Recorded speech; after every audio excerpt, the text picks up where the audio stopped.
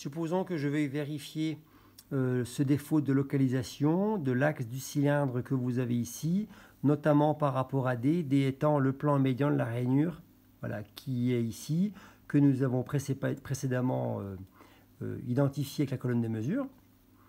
Donc, précédemment, nous avons donc construit le plan médian que vous avez ici, donc c'est le fameux plan D que vous retrouvez ici. Et bien, ce plan médian-là, je vais le mettre en référence.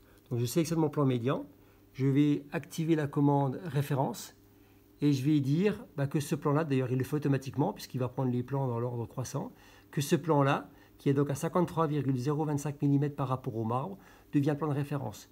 Si on veut supprimer ce plan de référence-là, il suffit de le rééditer, de cliquer sur le petit onglet vert ici. Donc en l'occurrence, je réactive ce plan de référence-là. Une fois que c'est fait, je vais faire ma validation, ici. Et maintenant, je vais mesurer le diamètre intérieur de mon alésage. Et automatiquement, les mesures qu'il va me donner sur la position de l'alésage seront faites par rapport à cette nouvelle référence.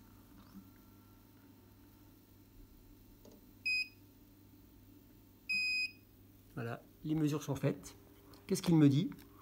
Il a mesuré le diamètre de l'alésage, donc diamètre correspondant à 29,936, et la distance par rapport à la référence 1, qui est ce fameux plan médian, donc le milieu de la rainure, si je puis dire, a une distance, donc l'axe de l'alésage a une distance de 7,178 par rapport au plan médian de ma rainure.